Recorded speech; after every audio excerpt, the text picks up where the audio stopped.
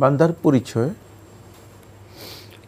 আমরা এক কথায় যদি বলি, সেটি হচ্ছে মহান আল্লাহ সুবহানাহু ওয়া তাআলা, তিনি হচ্ছেন আমাদের খালেক। এই খালেক ছাড়া আর যত মাখলুক আছে, গায়রুল্লাহ বলতে সবাই মাখলুক, সবাই আল্লাহর সৃষ্টি। এই গোটা সৃষ্টি জগতই আল্লাহ তাআলার বান্দা। সবাই শুধু মানুষ মানে নয়, মৌলিক অর্থে, হ্যাঁ শুধু মানুষ নয়, শুধু মানুষ নয়, সবাই মৌলিক অর্থে আল্লাহ তাআলা বান্দা। মানুষের বান্দিগির বিষয়টি অথবা বান্দা হওয়ার বিষয়টি অন্যদের থেকে একটু বিশেষত্ব নিয়েছে, আলাদা।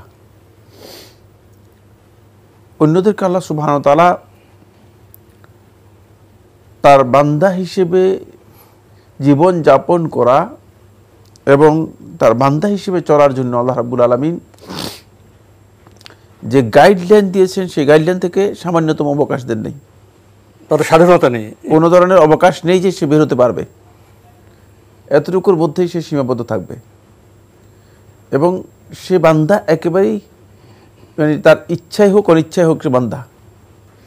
কিন্তু মানুষদেরকে আল্লাহ সুবহানাহু ওয়া তাআলা বান্দিগির ক্ষেত্রে একটা স্বাধীন ইখতিয়ার দিয়েছেন, ইচ্ছা দিয়েছেন, যাতে করে মানুষগুলো সত্যিকারভাবে, যেহেতু তাকে আল্লাহ রাব্বুল আলামিন অন্য সৃষ্টি জগৎ থেকে দুটি মৌলিক বিষয়ে ডিস্টিংগুইশড করেছেন, ভিন্ন বিশেষ পরিচয় দিয়েছেন বা সৃষ্টির মধ্যে ভিন্নতা দিয়েছেন। একটি হচ্ছে তার বাক শক্তি, আরেকটি হচ্ছে তার বিবেক শক্তি, বিবেচনা শক্তি।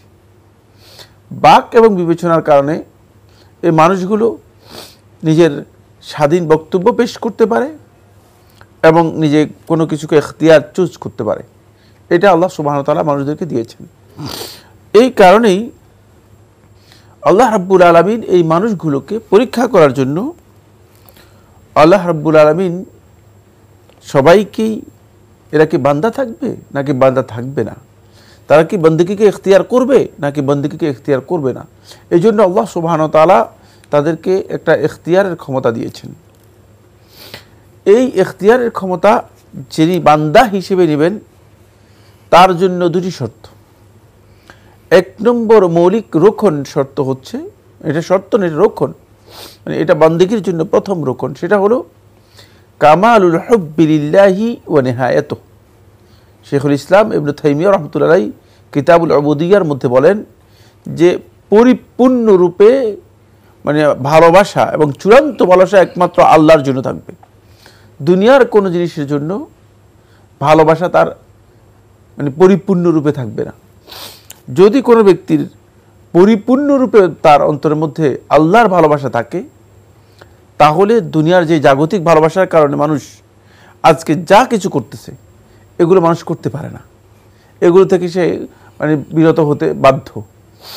দুই নম্বর যে শর্ত বা দুই নম্বর যে রকম, সেটা হচ্ছে কামালুদ্দুল্লি লিল্লাহি ওয়া নিহায়াতুহু। পরিপূর্ণরূপে আল্লাহ রাব্বুল আলামিনের কাছে নিজেকে পেশ করতে হবে, সমর্পণ করে দিতে হবে, মানে যাতে করে আল্লাহর বিধান তার সামনে আসার পরে আল্লাহর বিধানের সাথে মানে নিজের ইখতিয়ার, নিজের ইচ্ছা, সেটাকে কি করবে না, অগ্রাধিকার দিবে না। এখন বিকাশ অ্যাপেই পাবেন দেশের প্রথম ডিজিটাল লোন।